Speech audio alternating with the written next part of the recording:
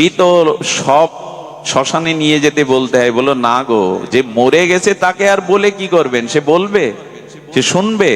বলহরি কখনো মৃত লাশের জন্য বলা হয় না। যারা ওই লাশ দেখছে দুই ধারে ছাদের উপরে রাস্তায় দাঁড়িয়ে, তাদের বলা হচ্ছে তুমিও তো মানুষ, এর মতো একদিন চতুর্দোলাতে তুলে শ্মশানের চিতায় পুড়বে। ওর তো আর বলা হলো না, ও আর বলার সময় পেল না সংসারে, তো তুমি ওকে দেখে শেখো। এবার তুমি হরি বলা ধরো, তোমারও এই দশা আসছে। এই জন্য মরার জন্য হরি বলো, হরি না, বেঁচে থাকে যারা, আমার তো মনে হয় বলো হরি বারবার বলা দরকার। ওই সময় হরি বল, হরি বলটা না মনে গেলেও বলো হরিটা আমাদের চমকে দেয়। এই জন্য রাম নাম সত্য, হে ভগবানের নাম সত্য, কিন্তু দোকান খুলেই যদি দোকানদারকে বলেন বলো হরি, ও আপনার দিকে তাকাবে না, তিরস্কার করবে। তার মানে এখনো বিশ্বাস আসেনি আমাদের হরি নামের মধ্যে মহামঙ্গল আছে। আমরা আমাদের মতো বুদ্ধিতে বিচার করে নিয়েছি।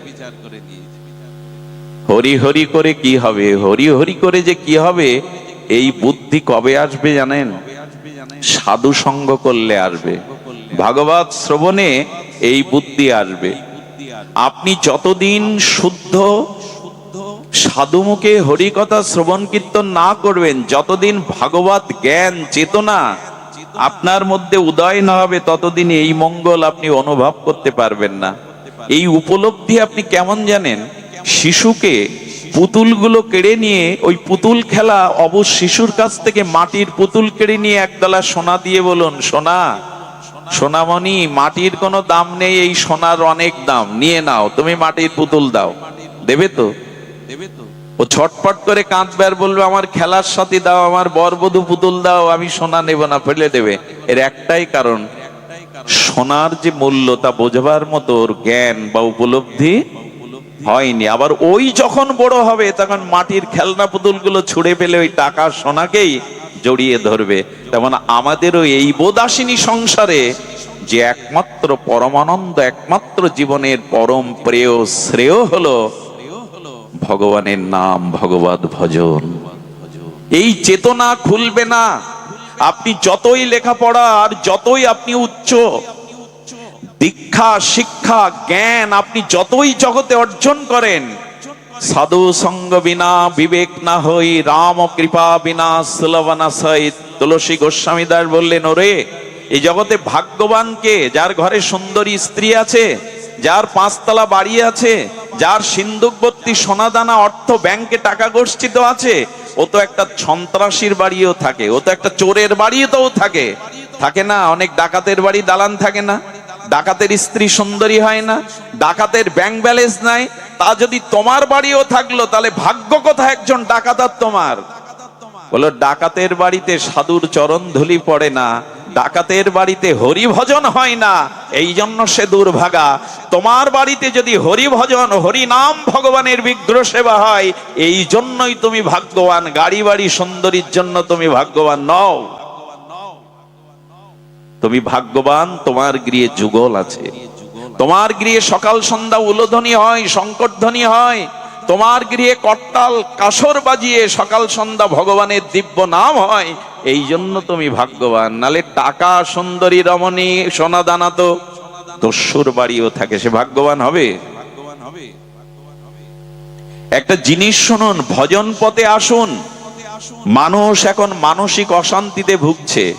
এর মধ্যে এমন কোন মানুষ নাই যাদের মানসিক তাপ নাই। আত্মহত্যার প্রবণতা বাড়ছে, মানুষের উন্মাদনা বাড়ছে, মানুষ ড্রাগগ্রস্ত হয়ে যাচ্ছে। কিশোর যারা, সেই কিশোররা আজ খেলাধুলা বিনোদন সৃজনশীল কাজ ছেড়ে তারা আজকে সমাজের অসামাজিক কার্যকালে খুন রাহাজানি ড্রাগ আসক্ত হচ্ছে। এর একটা কারণ কি জানেন? মানসিক শান্তি যাতে হয়, মানুষকে তাই দেওয়া যাচ্ছে না। মানসিক প্রশস্তি, মানসিক শান্তি একমাত্র ভগবানের ভজনে আসে। আচ্ছা, আপনার জল পিপাসা লেগেছে, আমি আপনাকে টাটকা মধু খেতে দিলাম, তৃষ্ণা কমবে? মধু তো উৎকৃষ্ট জিনিস, কিন্তু লেগেছে পিপাসা, আমি আপনাকে মধু খেতে দিলাম, এতে পিপাসা কমবে? কমবে না। সুধীবৃন্দ ধ্যান দিন তো, এতে পিপাসা যাবে না, পিপাসা আরো বেড়ে যাবে। এই জন্য বললেন, আত্মা যেটা চাই তাই দাও, তবেই ও শান্তি পাবে। আত্মশান্তি পেতে গেলে আত্মার খোরাকটা দাও। তুমি তো চোখের খোরাক দিচ্ছ, কানের খোরাক দিচ্ছ, শব্দ স্পর্শ রূপ জিহ্বার রস দিচ্ছ, কিন্তু আত্মাটা যে কঙ্কাল হয়ে গেল, আত্মার খাদ্য হরিকথা, হরিনাম, ভগবত ভজন, আত্মাকে দিচ্ছ না। এই জন্য আত্মা অতৃপ্ত থাকলে মরার পরেও তুমি শান্তি পাবে না। বেঁচে থেকে কি অতৃপ্ত আত্মা পরলোকে গিয়েও শান্তি পাবে না। আত্মার খাদ্যটা দিন। আচ্ছা, গাড়ি চালায় তাকে কি বলে? ড্রাইভার। ড্রাইভারের খাদ্য আর গাড়ির খাদ্য এক। ড্রাইভার কি পায়? অন্ন, জল, সবজি, মাছ ইত্যাদি পায়, আর গাড়ি পায় তেল, মোবিল। এটা বদলে দিন। ড্রাইভারের খাদ্য গাড়িকে দিন, আর গাড়ির খাদ্য ড্রাইভারকে দিন। পরিণাম কি হবে? গাড়িও চলবে না, ড্রাইভারও বাঁচবে না। তো আত্মার খাদ্য আর দেহের খাদ্য আলাদা। আত্মা চাই ভগবানের নাম, ভগবানের রূপ, ভগবানের লীলা, এইগুলি আত্মার খাদ্য, যেটা আপনারা এখন দিচ্ছেন। আত্মা সুন্দর হলে, আত্মা পরিতৃপ্ত হলে এই জগতে আপনার অশান্তি বলে কিছু পাবেন না, এই জগতে আর দুঃখ বলে কিছু দেখবেন না। যথা তরুমূলং নিষেচন, গাছের বৃক্ষের গোড়াতে মূলে জল দিলে শাখা পোশাকায় পল্লবিত হয়ে ফুল ফল পল্লবাত হয়, কিন্তু যদি গোড়ায় জল না দিয়ে শাখা পোশাকায় জল দেন, ও গাছ বাঁচানো যাবে না। ঠিক তদুপরি আত্মা যদি শান্তি পায়, আত্মার খাদ্য যদি ভগবত ভজন দিতে পারেন, পুরো জন্মটাই আনন্দে ঝকমক করবে। শাখা পোশাকায় যেমন ফুল ফল হয়, গোড়ায় তো জল ঢালি না। আত্মা যে আপনার ভেতরে, ওই হলো প্রিয়, ওই হলো সুখ, ওই হলো আনন্দ। এটা কি বুঝি?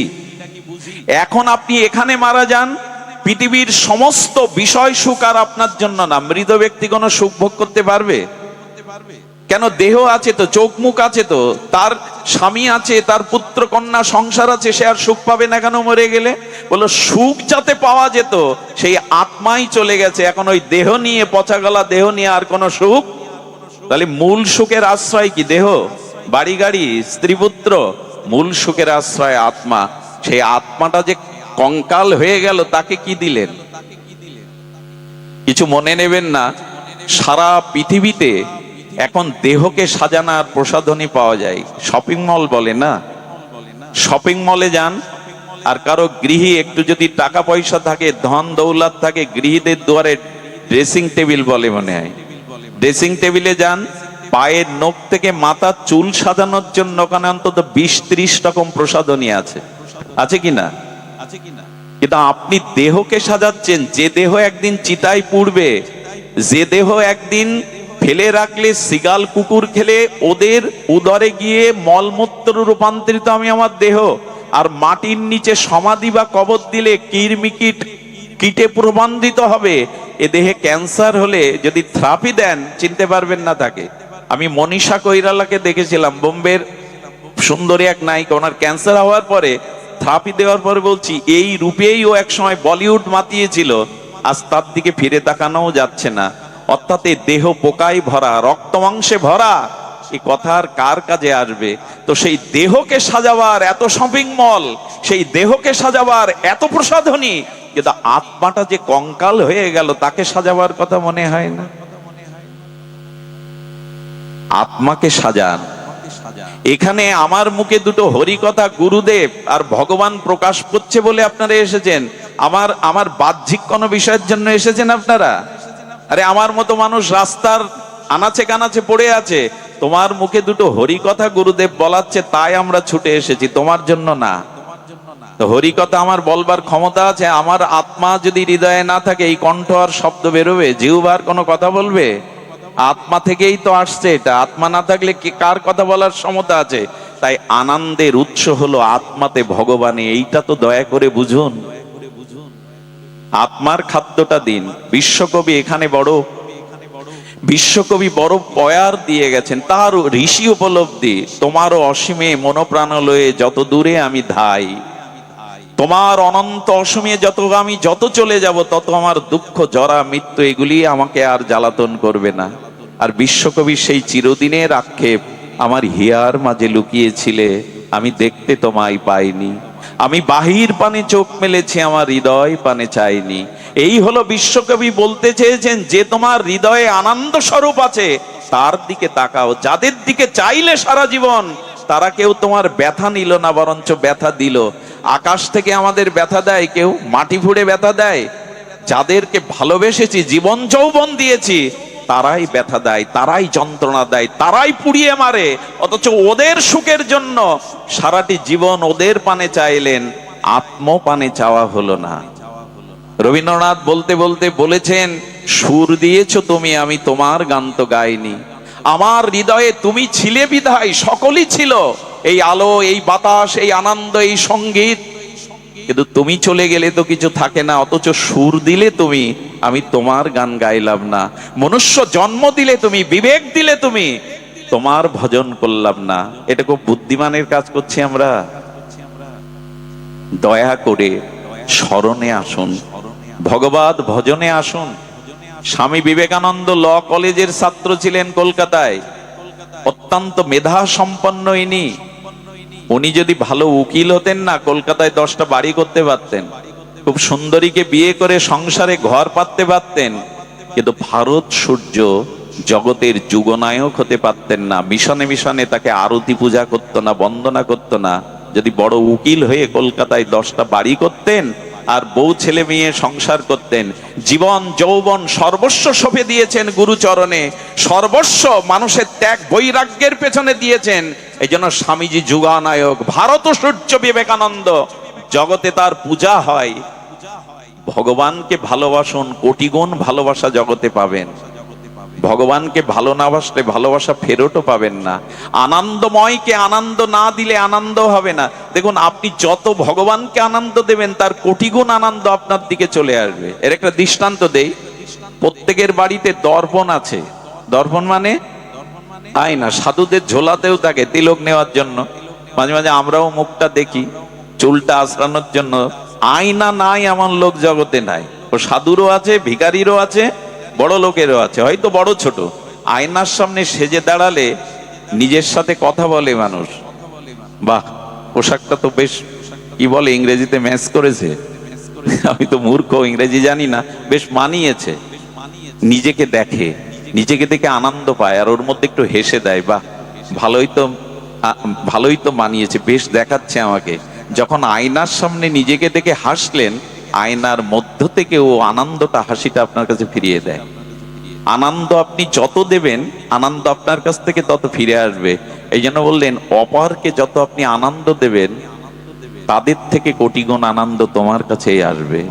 অপরকে যত সুখ দেবেন, সেই সুখ নিঃস্বার্থভাবে দিলে আপনার কাছেও চলে আসবে।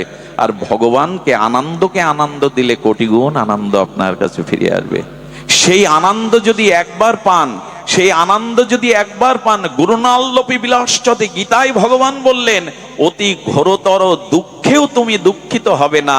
অতি ঘোরতর বিষয় মধ্যেও, তোমার পতনের মধ্যেও তুমি ভগবানের কৃপা, আনন্দ খুঁজে পাবে। দুঃখও তোমায় তখন দুঃখ দিতে পারবে না। এই জন্য ভজন করলে দুঃখটাও আনন্দ রূপ নেয়। ভজন করলে দুঃখটাও আনন্দ রূপ নেয়। শুনবেন? আচ্ছা, যারা বলেন তুমি ভজন ভজন করছো, ভজন করলে তো জগতে দুঃখ পেতে হয়।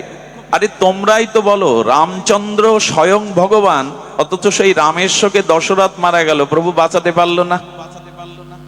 আচ্ছা, সেই রামেশ্বরকে, রামের কারণে তার মা বিধবা হলো, দশরথ মারা গেল, বিধবা হলো কৌশল্যা।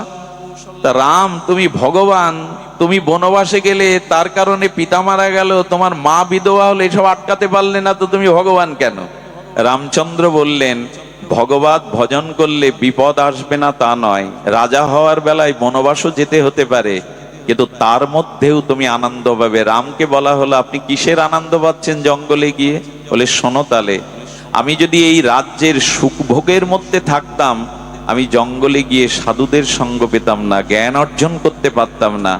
আমি যদি এখানে থাকতাম, আমার পিতার সত্য যদি আমি রক্ষা না করতাম, তো আমি অযোধ্যার রাজা হতে পারতাম, কিন্তু জগৎ জীবের হৃদয়ের রাজা হতে পারতাম না। এই ত্যাগ না থাকলে, পিতৃসত্য না থাকলে।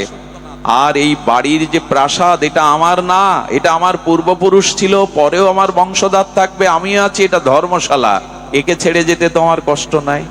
দেখুন, দুঃখেও আনন্দ খুঁজে পাবেন যদি হৃদয়ে ভগবত জ্ঞান, চেতনা, ভজন থাকে। দুঃখ পেলে কি মনে হয়, ভগবান এটা তোমার দান, এটা তোমার দান। এই জন্য ভক্ত দুঃখের মধ্যেও একটা আনন্দ খুঁজে পায়, পরমানন্দ খুঁজে পায়। এটাই তো ভজনের রহস্য। এমনি এমনি হরিনাম করবেন, দুঃখেও আপনি বিচলিত হবেন না। এই প্রজ্ঞা, এই চেতনা ভগবান ভজনের মধ্যে দিয়ে আপনাকে দেবে। যেমন দুধ মন্থন করলে মাখন ওঠে, দুধ নয়, ঘোল বা দধি মন্থন করলে কি ওঠে, তেমন ভজন করতে করতে এমন জ্ঞান, এমন চেতনা, এমন আনন্দ হৃদয়ে আসে, অতি ঘোর দুঃখেও মনে হয় এটা তোমার দান। এটা চান না কেউ? তবে অনেক কথাই হলো, এত গরমে তাপদহে আমি আপনাদের অত্যাচার করব না। আর আমি তো বিষয়ী মানুষ, আমার আসতেও বিলম্ব হয়। দেখুন, একবার মনে হয় উদ্ধব মথুরা থেকে বৃন্দাবনে যেতে সকাল থেকে সন্ধ্যা হয়ে গেছিল। সন্ধ্যার একটু আগে রথ নিয়ে ব্রজে যায়। আর ব্রজবাসীরা, সখীরা মথুরায় পায়ে হেঁটে গিয়ে ননি দধি বিক্রি করে আবার পায়ে হেঁটে যমুনা পার হয়ে বেলা থাকতে থাকতে তারা বর্ষণায় বৃন্দাবনে চলে যেত। তো একজন রথে যাচ্ছে, এত দেরি হচ্ছে, আর একটা খালি পায়ে এসে চলে যাচ্ছে, তাদের দেরি হচ্ছে না কেন? ডক্টর মহানম্রত ব্রহ্মচারী অপূর্ব ব্যাখ্যা দিয়েছেন। বলে, আমার মতো যারা বিষয় বাসনা কামনার রাজ্যে বাস করে, তাদের ভগবান রাজ্যে, প্রেমের রাজ্যে যেতে অনেক দেরি হয়ে যায়।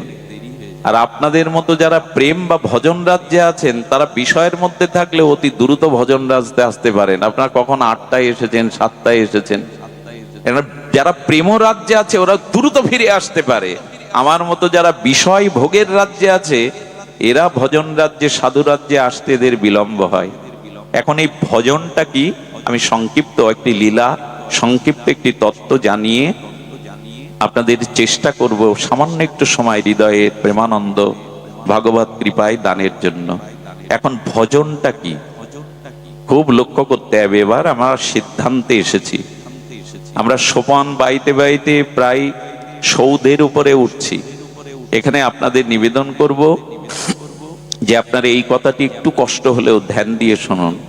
ভজন সদ্গুরুদেবের চরণাশ্রয় হলো ভজনের প্রথম সত্য। যদি ভজন করতে চান তাহলে শ্রীগুরুর চরণাশ্রয় অবশ্যই আপনাদের কর্তব্য। শ্রীগুরু চরণাশ্রয় ব্যতীত ভজন শুরু হবে না। আচ্ছা, আপনি যদি মেডিকেলের বই বাড়ি বসে বসে পড়েন, আপনি এমবিবিএস এর স্বীকৃতি পাবেন। ওই একই বই যদি আপনি কোনো মেডিকেল কলেজে পরীক্ষায় উত্তীর্ণ হয়ে পড়াশোনা করেন,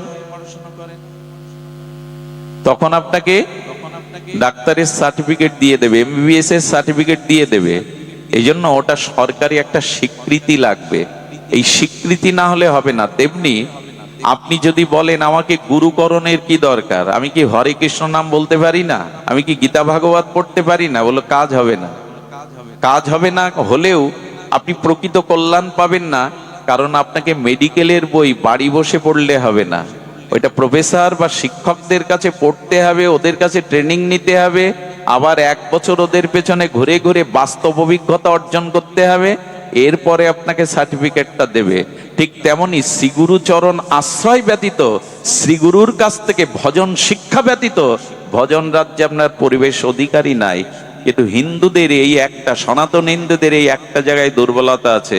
বাচ্চার গান শেখানোর জন্য গানের মাস্টার, ফুটবল খেলা শেখানোর জন্য কোচার, ক্রিকেটার করবে বলে কোচার, এমনকি অঙ্ক শেখানোর জন্য অঙ্কের মাস্টার, ইংরেজির জন্য আলাদা মাস্টার। এখন তো বাচ্চাদের সে পড়তে পড়তেই সারাদিন চলে যায়।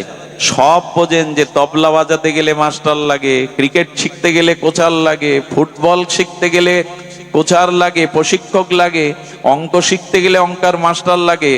মানুষ হতে গেলে, যে ভগবানের জ্ঞান অর্জন করতে গেলে যে গুরু লাগে, এটাই আমাদের পরিবারের, হিন্দু পরিবারের অনেকেই মনে করেন আরে দীক্ষা আবার কি, দীক্ষা আবার কি, পড়াশোনা কর, ডিগ্রি অর্জন কর, চাকরি বাকরি কর, দীক্ষা আবার কি। আর এখন দীক্ষা নেওয়ার সময় হয়নি।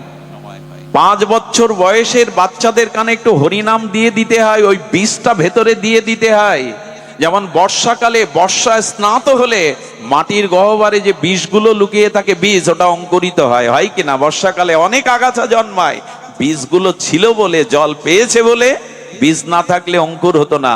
তেমন হরিনামটা 5 বছর বয়সে সন্তানদের কর্ণে দিয়ে দিতে হয়। পরবর্তীতে সাধু সঙ্গে গুরু কৃপায় ওটাই প্রেম ভক্তির লতা হয়ে দেখা দেয়। আমরা বলি পড়, কিন্তু দীক্ষা দেওয়ার তালে নেই। আপনি বিশ্বাস করবেন না, আমি জীবনে কোনো পাঠে বসে কোনো সম্প্রদায়ের সমালোচনা করি না, কোনো সাম্প্রদায়িক কথা বলি না, কিন্তু আমি দেখেছি একবার ভোর 4টেই আমি তখন মোটরসাইকেলে পাঠ করে একটা মুসলিম পাড়া দিয়ে যাচ্ছি। আমি অবাক হয়ে দেখলাম শতকরা প্রায় 60 জন মুসলিম মহিলারা সকালে নামাজ পড়ে কোরআন তেলাওয়াত করছে বাড়িতে বসে। আমি অবাক হয়ে গেলাম, শতকরা মুসলিমদের 60 জন মায়েরা সকালবেলা নামাজ আদায় করে কোরআন তেলাওয়াত করে। 60% মহিলারা। আমাদের মঙ্গল আরতি দিতে কটা মা ওঠেন ভোরবেলা?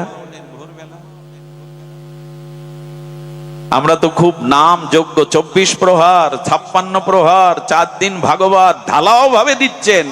বাড়িতে ধর্মকর্ম কতটুকু করি পারিবারিক ভাবে? কত দুঃখ জানেন আজ এই বঙ্গদেশেই জন্মে কোটি কোটি গুণ সৌভাগ্য থাকলে, অনন্ত জন্মের তপস্যা থাকলে তবে এই বাংলার মাটিতে জন্মানো যায়। এই ভারত ভূখণ্ড, এই বাংলার পবিত্র মাটিতে জন্মানো যায়। আর এই মাটিতে কোটি জন্মের সৌভাগ্য হলো সনাতনীর হিন্দুর ঘরে জন্মানো যায়। আর সেই হিন্দু হয়ে এখন আমি ধর্ম ত্যাগ করছি। অথচ কালী পূজা, দুর্গা পূজা, শীতলা পূজা, জগদ্ধাত্রী পূজা, বাসন্তী পূজা, মনসা পূজা, সব মাতৃপূজা হিন্দুদের মধ্যে। 12 মাসে প্রায় মায়ের পূজাই বেশি। অথচ আমার ঘরের লক্ষ্মী, আমার ঘরের সরস্বতী কোডে দাঁড়িয়ে বলছে ধর্ম মানি না, এ বাবা মাকে চিনি না। কি করলেন সারা জীবন এই নাম কীর্তন দিয়ে, পাঠ দিয়ে? এর একটাই কারণ, আসরে ধর্ম হচ্ছে, বাড়িতে ধর্ম অনুশীলন নাই। বাড়িতে গীতা, ভাগবত, হরিনাম, বড়দের প্রণাম এই শিক্ষাই নাই। তো হবেটা কি এই জাতির? বাড়িতে ফিরে নিয়ে ধর্মকর্ম শুরু করুন। মা যদি করতাল বাজিয়ে বসে ঠাকুর ঘরে সকাল সন্ধ্যায়, ছেলেটা বসবে, একদিন মেয়েটাও মায়ের পাশে বসবে। স্বামীর মনে দুঃখ থাকলে, রোগ থাকলে ও একদিন আপনার পাশে গিয়ে বসবে। আর ওখানের একটা ভগবানের নাম, একটা দিব্য বাণী আপনার জীবনে কল্যাণ আনবে। তাই বলি কি, দীক্ষা শিক্ষা নিয়ে পরিবারে একটু ধর্মচর্চা শুরু করুন। সুধীবৃন্দ, এ কথা বলতে বলতে আমার 9 বছর বয়স থেকে আজ এই পর্যন্ত চেষ্টা করছি, কিন্তু কাজে এলো কই? আমি এখন মকসেদপুরে আসা কমিয়েই দিয়েছি। তার একটা কারণ শুনুন। বলে কারণ অন্য কিছু না, অধিক দিন ভাগবত পাঠ করেও যদি দেখা যায় কারো মধ্যে ভজন আসেনি, পরিবর্তন আসেনি, স্বভাব সংস্কার আসেনি, তবে সেখান থেকে পিছিয়ে যায় নিজের ব্যর্থতায়, যে আমি জাগাতে পারিনি, আমি ব্যর্থ হয়েছি, আমি জাগাতে পারিনি এই মানুষগুলোকে। গুরুদেব বলে দিয়েছেন, যা কুকুর হয়ে ঘেউ ঘেউ কর। বাড়ির পোষা কুকুর কি করে জানেন? আপনি এক মুঠো খেতে দেন, শীতকালে একটা চট গায়ে দিয়ে দেন, অথচ ডাকছে, আর আপনার তখন ঘুম আসছে, কেবল ঘুম আসছে। কুকুরটা যখন ঘেউ ঘেউ করে ডাকছে, মালিক বললে খেতে দিয়ে আশ্রয় দিয়ে তুই ঘুমাতে দিবি না? জুতা লাঠি যা থাকে ছুড়ে ছুড়ে মারে। রাগ করে যে ঘুম নষ্ট হচ্ছে ওর চিৎকারে। সকালবেলা উঠে দেখে আসলে কুকুরটা ডাকছিল আমার মঙ্গলের জন্য, আমাকে জাগানোর জন্য, কারণ চুরি হয়ে গেছে ওই ঘর থেকে, তাই ডাকছিল। আমাদের মতো কুকুররা আপনাদের দ্বারে এসে এই যে ঘেউ ঘেউ করছে না, এই ঘেউ ঘেউ করছে কেন জানেন? সময় চুরি হয়ে যাচ্ছে। এই জীবন মৃত্যুর দিকে এক একটা দিন এগিয়ে যাচ্ছে, আর সময় পাবো না।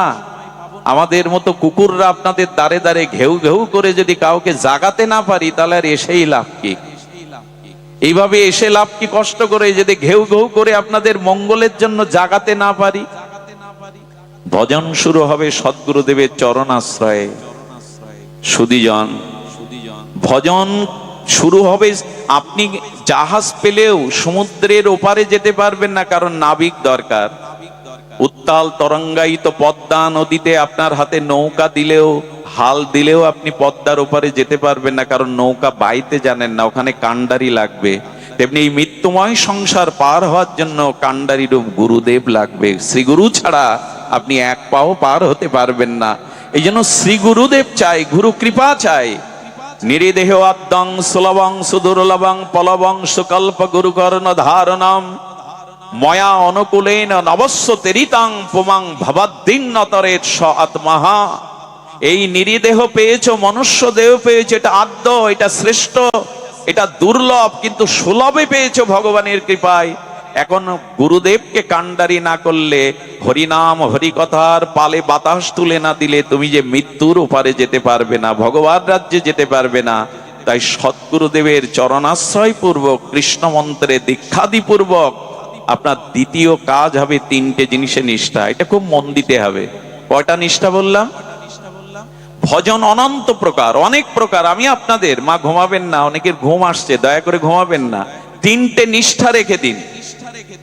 দেখুন, যে যে পদে আছে, যে যে অবস্থানে আছে, ওখানে তার বাহ্যিক বা আন্তরিক অন্তরে কিছু লক্ষণ থাকতে হবে, কিছু প্রকাশ থাকতে হবে, না হলে ওই পদে ওইখানে তাকে সেইখানে যোগ্য মানা যাবে না। একটু দৃষ্টান্ত স্বরূপ বলি। কি বললাম? যে ভজনের মধ্যে তিনটে নিষ্ঠা আপনার চরিত্রে আসতে হবে, তবেই আপনি ভজনে প্রবেশ করতে পারবেন, তবেই আপনি ভগবানের কৃপা পাত্র হবেন। কটা বললাম নিষ্ঠা? যে যে পদে থাকে তার কিছু নিষ্ঠা দরকার। ধরুন পুলিশ, আচ্ছা পুলিশ যদি ইউনিফর্ম না পরে দাঁড়ায়, মানবেন তাকে লুঙ্গি পরে দাঁড়ালে? চিনতে পারবেন এ পুলিশ? তার মানে তার বাহ্যিক কিছু লক্ষণ থাকতে হবে। পুলিশের ইউনিফর্মে আবার ওদের র্যাঙ্ক লেখা থাকে, থাকে কিনা? এসপি কিনা, এটা লেখা থাকে না? র্যাঙ্কও একটা অলংকার তার। এটা হলো তার বাইরের অলংকার। এবং তার পোশাক, তার কাছে আগ্নেয় অস্ত্র থাকে কিনা, পুলিশের কাছে আগ্নেয় অস্ত্র থাকে কিনা, এগুলি থাকাটাই তার বাইরের নিষ্ঠা বা ওই পদের পরিচয়। আর অন্তর কিছু পরিচয় আছে, লোকের চোখ দেখলে বুঝবে অপরাধী কিনা, চোর কিনা, ডাকাত কিনা, এই গুণ থাকা চাই কিনা, এবং ওর বীর বিক্রম চাই কিনা, প্রশ্নের পরে প্রশ্ন করে আপনার দুর্বলতাকে ধরবার মতো তার মেধা থাকতে হবে কিনা, হবে কিনা বলুন? এটা তার ভেতরের পরিচয়, পরিচয় কিনা? আচ্ছা, নববধূকে কি দেখে বোঝা যায় যিনি সদ্য বিবাহিত পরিণত নববধূ? বোঝা যাবে তার হাতে মেহেন্দি থাকবে, পায়ে আলতা থাকবে, সিঁদুরটা নূতন দিচ্ছে তো একটু বেশি দেখা যাবে, তাই না? তার হাতে বালা থাকবে, শাখা থাকবে, এগুলো একটি বিবাহিত পরিণত পরিণীতা আর কুলবধূ প্রেয়সীর চিহ্ন। আর তার ভেতরের নিষ্ঠা কি? একটা বাইরের, একটা অন্তরের। মা ঘুমাচ্ছে, ডেকে দাও। ঘুমায় না, সামনে ঘুমালে বড় কষ্ট হয়। সুধীজন, একটু ধ্যান দিন। আচ্ছা, নূতন বিবাহিত আর এই যে নূতন বিবাহিত হয়ে আপনার ঘরে যে নূতন বধূ এসছে, এর কিছু বাহ্যিক লক্ষ্য থাকবে না? মুখে একটু লজ্জা রাঙা থাকবে, মেহেন্দি হাতে থাকবে, সিঁদুরটা চকচক করবে, হাতে নূতন শাখা, পায়ে আলতা, এগুলিই তো বলে দেয় এই নূতন বধূ। আর তার ভেতরের লক্ষণ কি? ভেতরের লক্ষণ হলো আবেগ, স্বামীর প্রতি কিছুটা একটু আন্তরিক ভালোবাসা, পরিবারের সবার প্রতি শ্রদ্ধাবোধ, এটা প্রথম থাকে কিনা? এটা ভেতরের লক্ষণ, আর একটা বাইরের লক্ষণ। এখন আপনি ভজন করে ভক্তি জীবনে এসছেন, আপনারও দুটো লক্ষণ থাকতে হবে, নিষ্ঠা তিনটে থাকতে হবে। আমি দুটো বলি, বেশি সময় পাবো না। দুটো লক্ষণ যদি থাকে আপনার, আপনি ভগবান রাজ্যে এসেছেন, আপনি ভগবত ভজন শুরু করেছেন। এই বাবা, আপনি ভগবত রাজ্যের অধিকারী হয়েছেন। সুধীবৃন্দ, এই জন্য এই দুটি নিষ্ঠা, তিনটে নিষ্ঠা বৈষ্ণবের থাকতে হবে, ভক্তের থাকতে হবে। প্রথম নিষ্ঠাটি হলো, শাস্ত্রে বলছেন হরি নামে নিষ্ঠা। আচ্ছা, যে যাকে ভালোবাসে তার কথা কেউ বললে কানে এলে ভালো লাগে কিনা আপনার? কিছু মনে করবেন না, বাহ্যিক কথা। একটা ছেলে সাইনবোর্ডে 10-12 বার পড়ছে সাইনবোর্ডটা। আমি তাকে বললাম, সাইনবোর্ড এতবার পড়ছো কেন? বললো, দাদা কিছু মনে করবেন না, আমি যাকে ভালোবাসি তার নামটা এখানে লেখা আছে। যে যাকে ভালোবাসে, কোন যুবক যদি কোনো যুবতীকে প্রণয় তার মধ্যে থাকে, তবে যুবতীর গ্রামের বাড়ির যে নামটা, ওইটা দেখলে 4 বার দেখে। এগুলো আবেগ, কারণ ওর ভালোবাসার মধ্যে ওর গ্রামকেও সে ভালোবেসে ফেলেছে। ওই গ্রামে দেখিয়ে কল্পনার সাগর হলে, তোমাদের গ্রামটা তো বেশ সুন্দর, নদী আছে, সবুজ বনায়ন আছে, ওর সব ভালো লাগতে থাকে। যেখানে ওর ভালোবাসার মানুষ আছে, ওর কাছে সব ভালো লাগতে শুরু করে। তা আপনি যদি ভগবানের ভজনে আসেন, তো ভগবানের নামে আপনার নিষ্ঠা আসবে কিনা? আপনার পুত্রের প্রশংসা যদি আপনার সামনে কেউ করে, ভালো লাগবে কিনা? কিন্তু যার প্রতি ভালোবাসা নেই, তার কথা বললে ভালো লাগবে আপনার?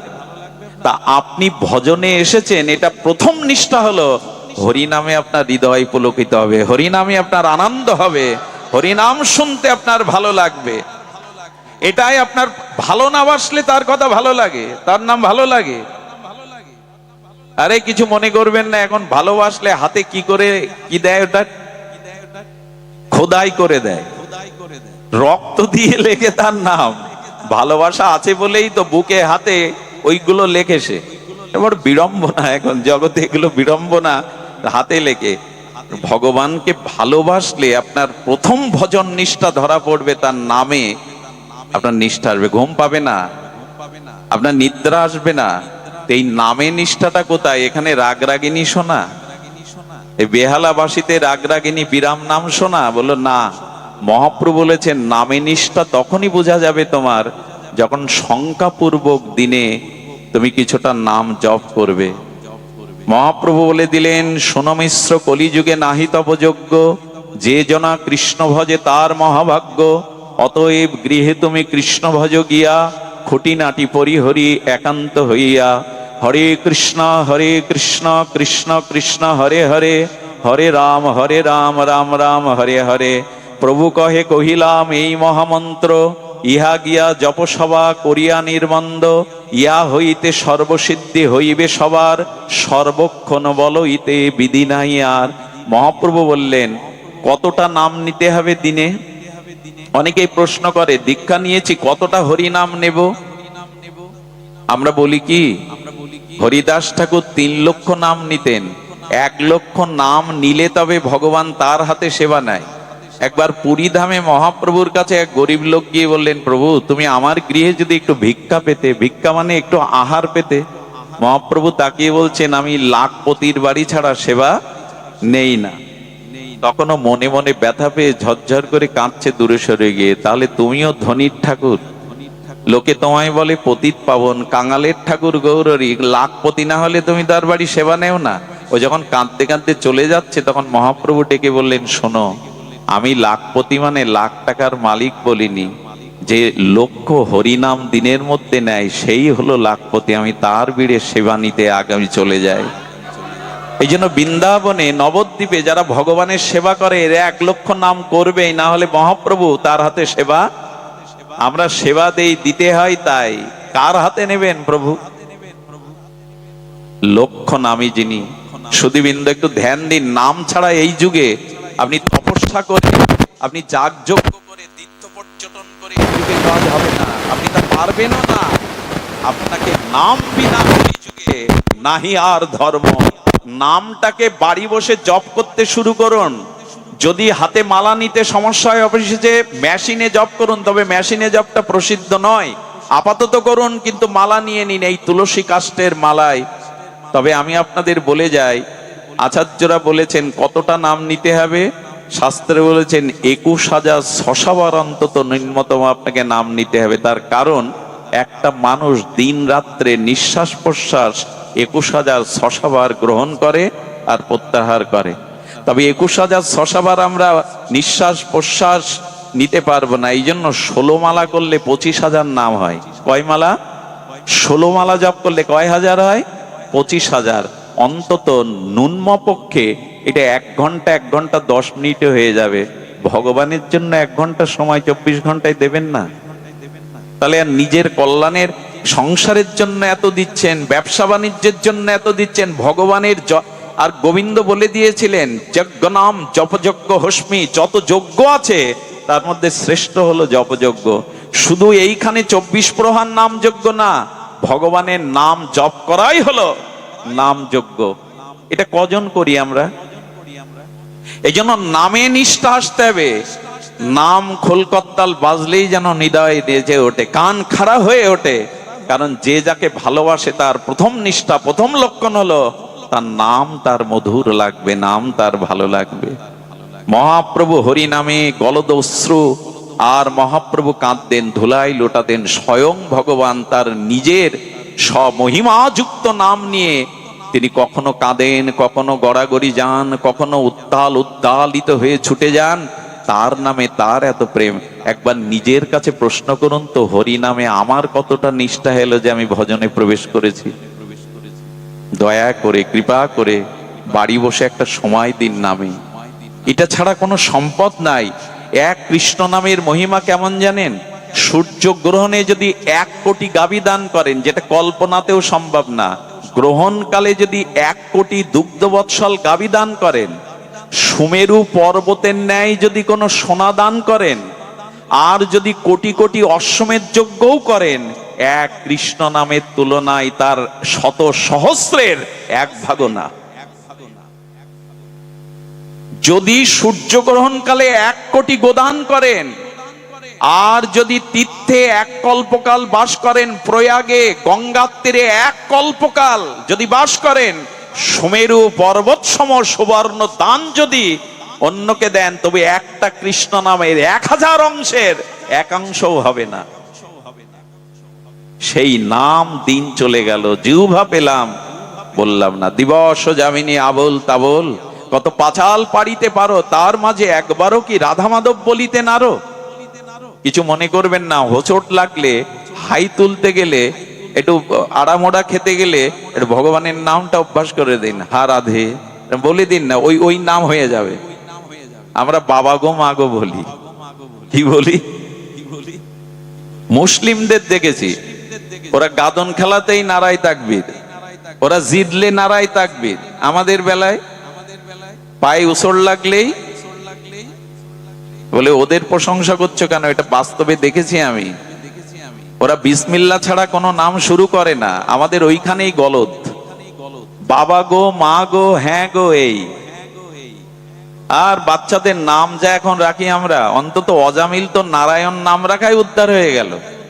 কি সব নাম, সব সিরিয়ালের নাম। দয়া করে বাচ্চা কাচ্চা হলে আচার্য গুরুদেবের কাছে তার রাশির আদ্যক্ষর অনুযায়ী নাম রাখবেন। ওই নামের মধ্যে আশীর্বাদ থাকে, করুণা থাকে। নামটাও যেন তেন রাখতে নাই, এটাও একটা সংস্কার। আমাদের যে 24টা বা 22টা সংস্কার আছে, নামকরণ একটা সংস্কার। শ্রীকৃষ্ণের নামকরণ নন্দ বাবা করেনি, যশোদা করেনি, গর্গাচার্য এসে করেছিলেন। রামচন্দ্রের, লক্ষণের, ভরত, শত্রুঘ্নের নাম বাবা মা রাখেনি, উনি রাজা তবু রাখেননি, রেখেছিলেন গুরু বশিষ্ঠ দেব। এগুলো মনে রাখি আমরা? কত নাম, আর সেসব নামের কি তা সে বোঝা যায় না, কত কি নাম।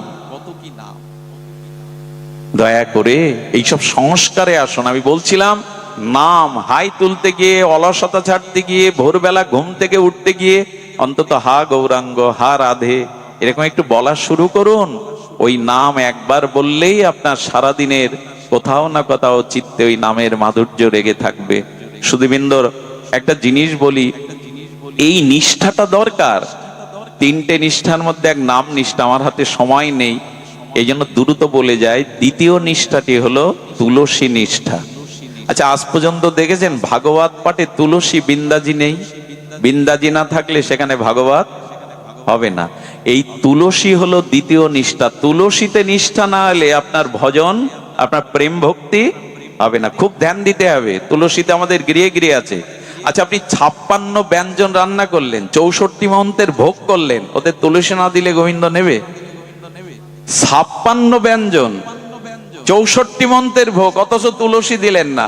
শুনে রাখুন, 1 গ্লাস ভগবানের পানীয় জলে তুলসী না দিলে ওটা রাধারানী নেবে না। গ্রহণ, তুলসীবিহীন কোন বস্তু ভগবান গ্রহণ করবে না। তাহলে তুলসী ছাড়া এই দেহটাও ভগবান গ্রহণ করে কি করে? তুলসী ছাড়া এই দেহটাও ভগবান গ্রহণ করে কি করে? পৃথিবীতে শুনে রাখুন, মৃত ব্যক্তির চিতাতে যদি 1 টুকরো দেহ রাখে, যে তুলসী গাছটা প্রকৃতির নিয়মে শুকিয়ে যায়, আচ্ছা দেহ রক্ষা করে, ওই শুকনো তুলসী কাঠকেও মারা গেলে 1 টুকরো চিতায় দিয়ে দেবেন। অনন্ত পাপ ভস্মীভূত হয়ে সে ভগবত চরণ পাওয়ার অধিকারী রাখে। একটা তুলসী শুকনো কাঠ, ওই তুলসী থেকে ছিঁড়ে নেওয়া যাবে না। যে গাছটা দেহ রক্ষা করেছে, ওই কাঠ দিয়ে যদি তুলো ঘি দিয়ে একটু ভগবানের প্রদীপ জ্বালান, ভগবান পরম প্রসন্ন হন। তুলসীর কাঠ দিয়ে তাকে দীপদান দিলে, এই যে মাসটা গেল দীপদানের, এটা ব্রজে অনেকেই ওটি দেয়। তুলসী বিহীন কোন কর্ম ভগবান গ্রহণ করবেন না। তুলসীকে গোবিন্দের প্রেয়সী, গোবিন্দ সব থেকে বেশি ভালোবাসেন প্রেয়সী, প্রেয়সীকে তো ভালোবাসবেই প্রভু, তুলসী ছাড়া কোনো কাজ হয় না। এই তুলসী নিষ্ঠা এসেছে আমাদের। সুধীবৃন্দ, প্রসাদে তুলসী না দিলে 56 ব্যঞ্জন গ্রহণ করবেন না। যারা দীক্ষিত ভক্ত তাদেরও উচিত তুলসীবিহীন কোনো বস্তু না আহার করা। তুলসী দিয়ে একটু জগন্নাথের প্রসাদ না দিয়ে অপ্রসাদিত কিছু পেতে নেই। সুধীবৃন্দ, নিবেদন করি দ্বিতীয় নিষ্ঠা হলো তুলসীতে। দয়া করে যদি হিন্দু হয়ে থাকেন, আমি জানি না কোন সম্প্রদায়ের, তবে তুলসীর একটা মালা গলায় সরু করে হলেও দিন। 56 ভোগও ভগবান গ্রহণ করবে না তুলসীর স্পর্শ ছাড়া। আমার এত বড় দেহটা ভগবান গ্রহণ করবে কি করে? বলে তুলসীর মালা গলায় দিয়ে যদি মিথ্যা বলি, প্রবঞ্চনা করি, লোক ঠকাই, তবে শুনুন, অনেকেই বলে দাদা এখন ব্যবসা করি, আর অনেক মিথ্যা বলতে হয়, এখন আর এই অজুহাতে অনেকেই গলে মালা দেয় না। আমি তাকে উল্টে প্রশ্ন করি, তুলসীর গলা মালাই দিয়ে মিথ্যা বললে দোষ হবে, আর মালা গলায় না দিয়ে বললে দোষ হবে না, তাই? মালা গলায় নাই, মিথ্যা বললেন, ওদের তো কি জাতীয় বুদ্ধি আমাদের! সাধু সঙ্গ না করে করে, শাস্ত্রজ্ঞান না নিয়ে আজকাল প্রায় লোক বলে মালা কি করে নেব, 1000টা মিথ্যা বলতে হয়, 1000টা মিথ্যা কথা বলতে হয়, তো মালা গলায় নিয়ে মিথ্যা কথা বলবো। আরে গলায় মালা না দিয়েও মিথ্যা মিথ্যাই সমপরিমাণ পাপ। বরং যেটা দিলে কি হবে জানেন? এটা দিলে একবারও মনে হবে আপনার, কারণ গাছের একটা ক্রিয়া আছে, শিকড়ের একটা মহিমা আছে। লজ্জাবতী গাছে আজও হাত দিলে ওর পাতা বন্ধ হয়ে যায়, ওর অনুভূতি নাই, স্পন্দন নাই। তুলসী কাঠের মহিমা বেদে যেভাবে বলা আছে, আমাদের বেদের ভাগে যেভাবে বলা আছে, তা অদ্বিতীয় তুলসী মহিমা। যেখানে তুলসী বাগান ওইখানে গোবিন্দের বাস, ওখানেই রাধারানীর বাস। পদ্ম এবং তুলসী যেখানে, হরিকথা যেখানে, ওখানে ভগবান বাস করেন। তো বললেন তুলসীর মালা গলায় দিলে 10টা মিথ্যার মধ্যে একবার বিবেক বলে উঠবে, একটা তো কমা। আচ্ছা, আমি যদি শিকা রেখে আর বড় তুলসীর মালা রেখে এখন সিডির দোকানে গিয়ে বসি, চায়ের দোকানে গিয়ে বসি, সিনেমা হলে বসি, পেছনে যে বসে আছে সে একবার হলেও ঠাট্টা করে শিকাটা নয়, বেটা তোর জায়গা তো এইটা না। এগুলো আমাদের রক্ষাও করে, এগুলো আমাদের রক্ষাও করে। তোর জায়গা তো সিনেমা হল না, তুই এখানে কেন? এগুলো আমাদের জাতীয় পরিচয় দেয়, আমি সনাতনী হিন্দু। সোনার চেন গলায় দিতে আমাদের কত আনন্দ হয়, অথচ যা গলায় পড়লে সাক্ষাৎ ভক্তি ভগবান দিতে পারেন, সেটাই আমাদের লজ্জা। আমাদের মঙ্গল চাই কোন মুখে আমরা? আরে বিদেশিদের দিকে তাকান, জার্মানি, ইউরোপের দিকে তাকান, তারা তুলসীর মালা নিয়ে এখন নবদ্বীপে মায়াপুরে নৃত্য করছে। আপনার আমার বাধা। একটা অন্তত চিহ্ন রাখুন। একটা কথা বলি, হৃদয়ে লিখে নিয়ে নেন, তুলসীর গলা মালাই নিয়ে যদি আপনি মৃত্যুবরণ করেন, আমি শাস্ত্র থেকে দৃঢ় কণ্ঠে বলছি, আপনাকে নরকগামী হতে হবে না, অধঃপতনে যেতে হবে না। লিখে নিন আপনি। তুলসীর গলা মালায় তিলক যদি থাকে, যম নির্ঘাত বলেছেন, ভগবান বলেছেন, একে তুমি নরকগামী করতে পারবে না। কোথাও না কোথাও তার মঙ্গল লুকিয়ে থাকবে। প্রমাণ নেবেন, যুক্তি নেবেন? একবার আমাদের এক আচার্য পাঠ করতে যাচ্ছেন জঙ্গলের মধ্যে দিয়ে, জঙ্গলে 150 গাড়ি আটকে গেছে। কেন জানেন? সরকারি সিল মারা একটা গাছ রাস্তার উপরে পড়ে গেছে, সরকারি সিল দেওয়া। আচ্ছা, ওই গাছ আপনি হাত দিতে পারবেন প্রশাসনের অনুমতি ছাড়া? রাস্তার ধারে যেসব সরকারি গাছে সিল দেওয়া থাকে, নাম্বার দেওয়া থাকে, ওটা ওদের প্রশাসনের অনুমতি ছাড়া কাটলে আপনাকে জেলে যেতে হবে। এক বাবাজি বলছেন, উনি পাঠ করতে যাচ্ছেন, বলে বা এই তো পেয়ে গেছি যুক্তি। সরকারি সিল থাকলে যদি 150 গাড়ি আটকে থাকে, 1000 মানুষ রাস্তায় আটকে থাকে, প্রশাসনের লোক অনুমতি না দিলে গাছ সরানো যাবে না, তো ভগবানের সিল তুলসীর মালা তিলক থাকলে জম বা আমাকে সরাতে আসবে কোন কাজে? অধঃপতন অন্তত হবে না। এগুলোতে বিশ্বাস আনুন। এত যুক্তি তর্ক ভালো না, এত কুতর্কের মধ্যে পড়লে আর ওঠা যাবে না। সব বিষয়ে তর্ক আনতে যাবেন না, কিছু জিনিস বিশ্বাস করে মেনে নিন। এন দয়া করে এগুলির প্রতি নিষ্ঠা আনুন। তুলসী নিষ্ঠা না হলে ভগবত ভক্তি হবে না। আরে কিছুই গ্রহণ করবে না রাধা মাধব। সকালবেলা উচিত কি জানেন? তুলসীকে একটু জল সিঞ্চন করা। আর তুলসীর 9 ভাবে সেবা হয়। তুলসী দর্শন, তুলসী স্পর্শন, শ্রাবণে তুলসী, শ্রাবণে আষাঢ়ে রোপণ, তুলসী সংরক্ষণ যাতে পাতা খেয়ে না যায়, আর তুলসী চয়ন, গোবিন্দ চরণে পূজন, আর তুলসী আরতি, তুলসী পরিক্রমা, এইভাবে 9 ভাবে যে তুলসী শরণ নেয়, কি বলা হয়েছে, যে তোমার শরণ লয় তার বাঞ্ছা পূর্ণ হয়। এ কি শুধু গাওয়ার গাওয়া, গীতিকারের গান? গান না, এগুলোই ভজন। যে তোমার শরণ লয় তার বাঞ্ছা পূর্ণ হয়। শুনে রাখুন, ব্রহ্ম হত্যা, পিতৃ হত্যা, মাতৃ হত্যা, পৃথিবীতে জ্ঞাত অজ্ঞাত সারে যত পাপ আছে, তুলসীকে 4 বার প্রদক্ষিণ করে প্রণাম করলে সেই পাপ নিষ্কৃত হয়ে যায়। জানি কানি চা ব্রহ্মহুতানি তানি চা তানি তানি প্রণশ্যন্তি প্রদক্ষিণ। পদে পদে তুলসীকে 4 বার প্রদক্ষিণ করে যদি কেউ প্রণাম করে, জানি কানি চা পাপানি ব্রহ্মহতানি কানি চা তানি তানি প্রণশ্যন্তি প্রদক্ষিণ পদে পদে। ভাগবত বলেছেন, তুলসীকে পরিক্রমা করলে ব্রহ্ম হত্যা, আদি সব হত্যা, সমস্ত অপরাধ মুক্ত হয়ে সে ভগবানের চরণ পেয়ে যায়। এটা গল্প গুজব ভাববেন না, এটাই শাশ্বত সত্য। বলো পরিক্রমা করতে হবে কেন? বলো জন্ম জন্মে তুমি জন্ম মৃত্যু চক্রে পাক খাচ্ছ, যদি তুলসীকে পরিক্রমা করতে পারো তাহলে এই পাক, আসা যাওয়ার পাক থেমে যাবে তোমার। তৃতীয় হলো বৈষ্ণব সেবাতে নিষ্ঠা দিন। তৃতীয় কি? অনন্ত ভজনের মধ্যেই 3 নিষ্ঠা। আপনি ভক্ত হলে ভজনে এলে আসতে হবে। তৃতীয়টা কি? বৈষ্ণব সেবা ব্যতীত আজ পর্যন্ত কেউ নিস্তার পায়নি, প্রেম ভক্তি পায়নি। তাই ভগবানের থেকে, ভগবানের সেবার থেকে শুদ্ধ ভক্ত বৈষ্ণব বা শুদ্ধ ভক্তের সেবার প্রতি আরো দৃষ্টি দিতে হবে। যে গিরিয়ে বছরে 2টো বৈষ্ণব সেবা হয় না, একটু হরিনাম হয় না, ওটা শ্মশান ভূমি। ওখানে প্রাচুর্য আছে কিন্তু শান্তি নাই, অভিশাপ বিরাজ করে সেখানে। তাই সামর্থ্য থাকলে আয়ের একটা অংশ ভক্ত সেবায় দিতে হয়। পৃথিবীতে সেবার থেকে বড় ধর্ম আর সেবাই। দেখুন, ভগবান প্রসন্ন হয় সেবাতে, ভক্ত সেবাতেই ভগবান প্রসন্ন হয়।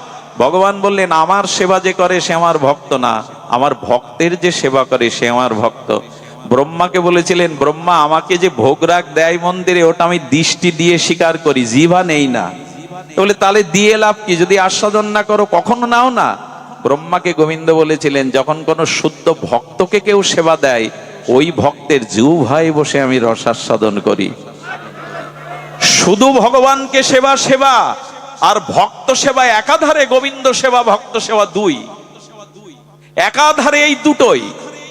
এই জন্য ভক্তের জিহ্বায় বসে এক মুঠো ভক্তকে দিন, তাতে কোটি কোটি সেবা পূর্ণ হবে। তাই বৈষ্ণব সেবার নিষ্ঠা রাখুন। পরিশেষে এইটুকু বলি, ভগবত ভজনে যদি এসেই থাকেন, তাহলে দয়া করে সংসারে এইটুকু তো। আপনাদের একটা ছোট্ট ভক্তমাল লীলার কথাই আমার বিশ্রাম কথা, ছাড়তে ইচ্ছা করে না কেন জানি না। যারা লোভী তাদের সামনে লোভের খাদ্য দিলে কি হয়? জ্ঞান থাকে কতটা খাবো, তারা তো খেতেই থাকে, পরে যা হয় হবে। নিশাতলায় এখানে যে পরিবেশ, সেখানে কত মানুষ কষ্ট দূরে দাঁড়িয়ে আছেন। আমি মনে করি সার্থক আপনাদের জন্ম। আজ এই মঙ্গলময় ভজনের সাক্ষী হয়ে থাকলেন আপনারা। শুনুন, ভজনের একটা দিব্য চরিত্র, আমি ভক্ত চরিত্র না বলে শান্তি পাই না। এক ফালি, চাঁদের এক ফালি, একটু চমক ভক্ত চরিত্র। আমাদের ভক্তমাল চরিত্রে, আমাদের মহারাষ্ট্রে, এই মহারাষ্ট্রে তখন রাজেন্দ্র বর্গ প্রথা ছিল। এক রাজার যিনি সেনাপতি, সম্পর্কে তিনি আবার নিজজন হন, কাকা, ওই দেশে চাচা বলে কাকাকে, তো কাকা হন, আবার তিনি সেনাপতি। শ্রী অঙ্গদজি ওনার নাম। কি নাম? আরেকবার বলি, শ্রী অঙ্গদজি। এই ভক্তমাল চরিত্রে খুঁজে নেবেন, মহারাষ্ট্রের এই অঙ্গদজি, শ্রী অঙ্গদজি, ইনি সেনাপতি রাজার এবং জ্ঞাতিসূত্রে উনি আত্মীয়। এই কথাটা একটু মন দিয়ে শুনুন, ভক্ত চরিত্র তো। এই শ্রী অঙ্গদজি উনি ছিলেন ভগবত বিমুখ। কি ছিলেন? ভগবানকে সহ্য করতে, কিন্তু ব্যতিক্রম হলো ওনার স্ত্রী। উনি আবার হরিকথা, হরিনাম, বৈষ্ণব সেবা ছাড়া থাকতে পারেন না। সংসারের সব থেকে বড় যন্ত্রণা কোথায় জানেন? সংসারে স্বামী স্ত্রীর মধ্যে দুজন যদি 2 মুখ হয়। পৃথিবীতে সব থেকে বড় যন্ত্রণা গৃহে যদি একজন ভগবত মুখী আর একজন ভগবত বিমুখী হয়। এর থেকে অভিশাপ, এর থেকে বড় যন্ত্রণা সংসারে নাই। ভক্ত কি বলে জানেন? ভক্ত বলে, হাতির পায়ে পিষ্ট করে আমাকে মারো, আমাকে নরকে ফেলে দাও ভগবান, কিন্তু তোমাতে বিমুখ, কৃষ্ণ বিমুখ কোনো অসতের সঙ্গ যেন আমাকে না পেতে হয় কখনো। শুনুন, আমাদের শাস্ত্র বলছে, প্রভু আমি নরকে যাই, ক্ষতি নেই, একদিন পাপ ক্ষয় হলে আবার ফিরে আসতে পারবো, আমাকে হাতির পায়ে পৃষ্ঠ করে মারুন, আপত্তি নাই, কিন্তু কৃষ্ণ বিমুখ, ভগবত বিমুখ কোনো অভক্তের সঙ্গ আমায় দিও না। আমি অনুরোধ করি, সব ক্ষতি হয়ে যাবে যদি অসৎ সঙ্গ থেকে যায়। আচ্ছা, এক বালতি জলের উপরে এক টোপ সরিষার তেল ফেলে দিন, কি হয়? ওই এক বিন্দু তেলটা দেখবেন বিস্তার লাভ করে, সঙ্গে সঙ্গে ছড়িয়ে পড়ে। আপনার জীবনে যত অর্জন থাকুক, যদি অসৎ সঙ্গের পাল্লায় পড়েন তো বিস্তার লাভ করবে, অন্য সদ্গুণগুলো ডুবিয়ে দিয়ে আপনার প্রতি একটা প্রভাব বিস্তার করবে। অসৎ সঙ্গের এমন মহিমা। তাই ভক্ত বলছে, নরকে দাও, পাপ ক্ষয় করে আবার ফিরে আসবো, কিন্তু কৃষ্ণ বিমুখ কোনো সঙ্গ দিও না। এদের সঙ্গ পড়লে তো ওনার স্ত্রী ভগবত ভজন করেন, বৈষ্ণব সেবা দেন। একদিন শ্রী গুরু পাদ পদ্মকে বাড়ি এনে ভোজন করিয়ে ভজন করাচ্ছেন, বৈষ্ণব সেবা দিচ্ছে। 10-12 জন গুরুদেবের সাথে আসছেন, ভগবত পাঠ করছেন। আর শ্রী অঙ্গদজি বাড়ি ঢুকেই তার মাথায় গেছে গরম হয়ে, ভক্ত সহ্য করতে পারে না তো, বাড়ি ঢুকেই বলছেন, আমার বাড়ি, আমার অনুমতি ছাড়া ও যা বললো তাই এলেন, আর এইখানে আমার ঘরে ঢুকে এইসব এখানে চলবে না, বেরিয়ে যান। শ্রী গুরুদেবকে অপমান করে তাড়িয়ে দিল। শ্রী গুরুদেব ওই মায়ের দিকে তাকিয়ে তার সজল নয়ন দেখে আশীর্বাদ করতে করতে চলে গেলেন। এতটা আঘাত পেল ওনার স্ত্রী যে আজ বাড়ির উপরে গুরুদেব অপমান হলো। এই মুখ্য দেখানো কারো উচিত? তো শত কোটি বার আত্মহত্যা করলেও, আগুনে দেহটাকে পোড়ালেও এই পাপের প্রায়শ্চিত্ত, খুব ব্যথা পেল। কিন্তু ব্যথা পেলে ঘোমটাটা টেনে দিয়ে কি বলল জানেন? এই মুখ আমি তোমাকে আর দেখাবো না, বিবাহ করে এনেছো, তোমার এই অন্ন, যে অন্ন গুরুদেব আজকে অপমানিত হলো, এই অন্ন আমি পাবে না, এই দরজা দিয়েই আমি এই ঘরেই মৃত্যুবরণ করবো, এর দায় থাকবে তুমি। কিন্তু এই অঙ্গদজির একটা দুর্বলতা ছিল স্ত্রীর উপর, উনি অসাধারণ সুন্দরী ছিলেন। আর সুন্দরের প্রতি তো মানুষের দুটো জিনিসে খুব আকর্ষণ হয়, টাকাতে আর রূপে। এই দুটো যেখানে দেখবেন সেখানে আকর্ষণটা খুব তীব্র হয়ে ওঠে, রূপ এবং অর্থ যেখানে আছে। যেমন মধু থাকলে ফুলের মধ্যে, ভ্রমরকে ডাকতে হবে না, নিমন্ত্রণ করতে হবে না, ওরা এমনি এসে যাবে, প্রজাপতি ভ্রমর। যেখানে টাকা আছে আর রূপ আছে, এইখানে কদরের অভাব হয় না, এইখানেই আসক্তি থাকে। তো এই অঙ্গদজি, তার স্ত্রী সুন্দরী এবং গুণবতী ছিল, এই জন্য প্রবল একটা আকর্ষণ ছিল, ওনাকে না দেখে থাকতে পারত না। এখন 2 দিন যখন ঘরে দরজা দিয়ে জলবিহীন পড়ে রয়েছে, কান্নাকাটি করছে, তখন দরজা খুলে বললে, দেখো তুমি যা বলবে মেনে নেব, কিন্তু এভাবে পড়ে থেকো না। আমি এমনি বলেছি, অন্যায় হয়ে গেছে, কিন্তু তোমাকে আমি মনে প্রাণে ভালোবাসি। উনি চিন্তা করলেন, এই হলো সুযোগ, এই সময় যদি তার পরিবর্তন, কারণ ইনি তো জ্ঞানী, এই মহিলা ভগবত ভজন করেন, বললেন এই হলো সুযোগ তাকে পথে ফেরাবার।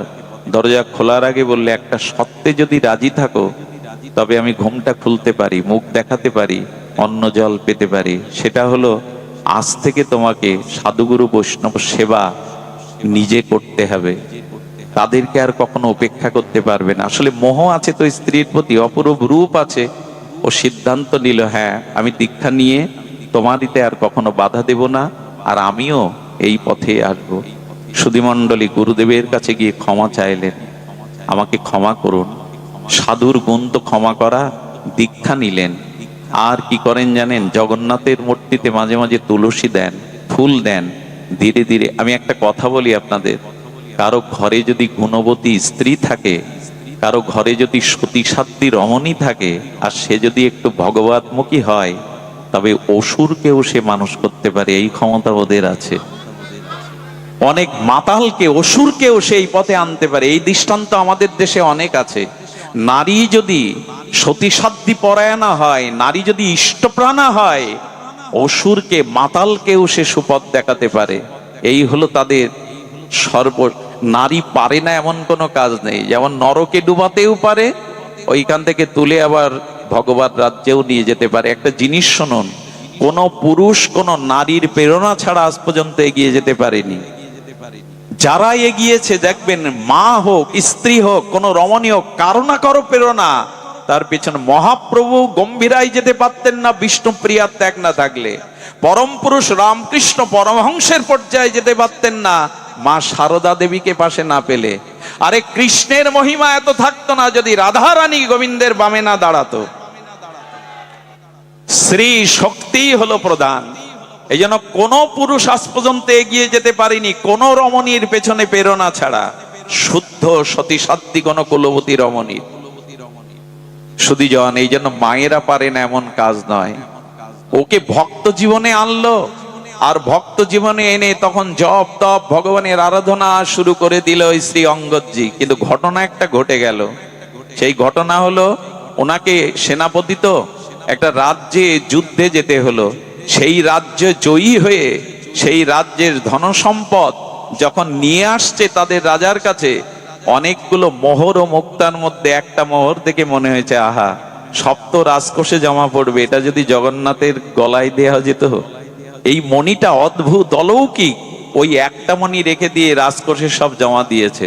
কিন্তু একজন গিয়ে নালিশ করেছে রাজাকে, মূল্যবান দুষ্প্রণীয় একটা মূল্যবান মণিও গোপনে রেখে দিয়েছে। তখন বলা হলো, যাও ওকে বেঁধে আমার কাছে নিয়ে এসো, আর যদিও না দেয় আগে তাকে আমার কাছে আনো, ও কিসৎ জবাব দেয়। মনে নিয়েছো? অঙ্গদজি বললেন, নিয়েছি, তবে সব জমা দিলে এটা আমার স্বার্থের জন্য নেইনি, আমি জগন্নাথকে দেব বলে নিয়েছি। তো বললেন, আপনার তো অনেক মণিরত্ন আছে, এটা আমার জগন্নাথের জন্যই। বলে, ওই মণি আমার চাই। উনি দিতে রাজি হলেন না, চলে গেলেন। এখন সহজভাবে ওনার সাথে যুদ্ধ ঘোষণা করলে ওনার দুর্নাম হবে সেনাপতি। আর উনি কি করতেন, প্রসাদভোজী হয়ে গেলেন। এই রাজারই একটা বিধবা বোন, তার একটা ছোট কন্যা নিয়ে থাকেন, ভগবানের সেবা পূজা করেন জগন্নাথের। ওনার কাছ থেকে এই অঙ্গদজি প্রতিদিন দুপুরে প্রসাদ পান। আর এই বোনকে বলল, আমি তোকে অঢেল সম্পত্তি দেব, অনেক কিছু লিখে দেব, তোর কন্যার ভার আমার, ওকে খাদ্যে বিষ দিয়ে মেরে ফেল, মণিটা আমার চাই, মণিটা আমার চাই। মানুষ স্বার্থের জন্য কি না করতে পারে, খাদ্যে বিষ দিল। আর যখন অঙ্গদজি এসেছেন, প্রসাদ নিবেদন হলো সামনে, ভোগারতি হলো, যখন ওকে দিয়েছে, আর এই নিয়ম কি জানেন, শ্রী অঙ্গদজি ওই যে বাচ্চা মেয়ে আছে ওই বিধবা মায়ের, ওকে এক মুঠো না দিয়েও খায় না। বলে, মা মেয়েটাকে দেখে দাও। এইবার ও তেওড়ে পড়ে গেছে, মেয়েটা না খেলে তো আমি খাই না। 1 ঘন্টা খাদ্য নিয়ে বসে আছে, ওকে আড়াল করে রেখেছে। মা তো বিষ মাখানো মেয়েকে কি দেবে? কিন্তু মেয়ের প্রতি ওর ভালোবাসা দেখে তখন ওর হৃদয়ের বিবেক খুলে গেছে, আমার মেয়েটাকে এত ভালোবাসে, ওকে না দিয়ে খাবে না। ক্ষমা চেয়ে বললেন, ওটা খাবেন না, ওতে বিষ। পূর্বের ঘটনা খুলে বললেন। আমি গল্প শোনাচ্ছি না আপনাদের, ভক্তমাল চরিত্রে এই মহারাষ্ট্রে ঘটে যাওয়া একটি দিব্য ঘটনা। তখন বললেন, আপনি খাবেন না? বললেন, আজ এটাই খাবো আমি, কারণ আমার কষ্ট কি জানো, এটা ভগবানকেই তুমি দিয়েছো নিবেদন করে। আমার জন্য আমার প্রভু আজ বিষ খেয়েছে, সেটা আমার কাছে বিষ নয়, ওটা প্রসাদ, আমিই পাবো। কি বলবো আপনাদের, ভগবানে বিশ্বাস মানুষকে কি করে দেখুন, প্রসাদে বিশ্বাস কি করে, ওই প্রসাদ পাওয়ার সাথে সাথে তার দেহের জ্যোতি 100 গুণ বেড়ে গেল। আচ্ছা, 1 গ্লাস জল আর সাধারণ জল পান করা, আর ওই 1 গ্লাস জল রাধা মাধবের অভিষেক করে ওই জল পান করা, এই দুটো জল কি এক?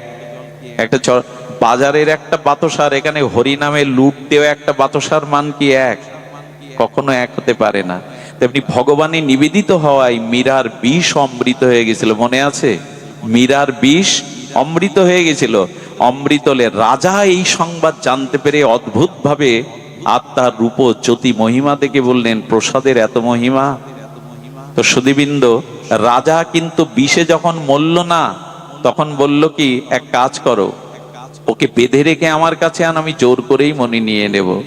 রাজার সেনারা আসতে গিয়ে বলল, একটা অনুরোধ রাখবে, মণি আমি রাজাকে দেব, ওই যে সামনে সরোবর আছে, ওখানে একটা ডুব দিয়ে আসি। সরোবরে ডুব দিয়ে বললে, জগন্নাথ, তুমি তো শুধু পুরীতে নাই, তুমি তো এখানেও আছো। আমি তোমার কাছে যেতে পারছি না, কিন্তু তুমি তো আমার কাছে আসতে পারো।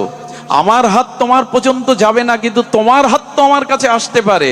জগন্নাথকে স্মরণ করে, গলায় মনে মনে স্মরণ করে সরোবরেই মণি দিয়ে দিয়েছে। সুধীবৃন্দ, কি বলবো, যখন উঠে এসেছে রাজার কাছে এসে বলছেন, আমি সরোবরেই মণি জগন্নাথকে নিবেদন করে দিয়েছি, ওটা আপনাকে আমি দেব না। সরোবরে ধীবরদের এনে জাল ফেলালো, ডুবুরি ফেলালো, কিন্তু মণি আর নাই। বললেন, মণি তুমি তো ফেলনি, ফেললে পাওয়া যেত। বললো, যার মণি যদি দেখতে চান তো তার কাছে যান। রাজা লীলাচলে লোক পাঠালেন, গিয়ে কি দেখলো জানেন? জগন্নাথের বুকে হার রূপে সেই মণিটা জ্বলজ্বল করছে। এবং আজও প্রতিদিন সিঙ্গার করে জগন্নাথকে ওই মণিটা পরানো হয়। আজও, আজকের দিনেও জগন্নাথকে ওই মণিটাই পরানো হয়। এই হলো ভক্তের নিবেদিত ভক্তিতে ভগবানের গ্রহণ। যে যেখানে থাকুন ওইখান থেকে মন প্রাণ একটু ভগবানকে দিন। নিশাতলার এই তৃতীয় দিবসীয় ভাগবত আজ বিশ্রাম পেল।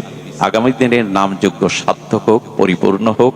সনাতনী যারা এখানে এসেছেন, মায়েরা বাবারা, আপনাদের পরমার্থিক ভক্তি কামনা করে, শান্তি কামনা করে এখানে এই হরিকথার বিশ্রাম। শ্রী গুরু প্রেমানন্দে গৌর হরি বল জয়। প্রসাদ নিয়ে যাবেন। 23শে কার্তিক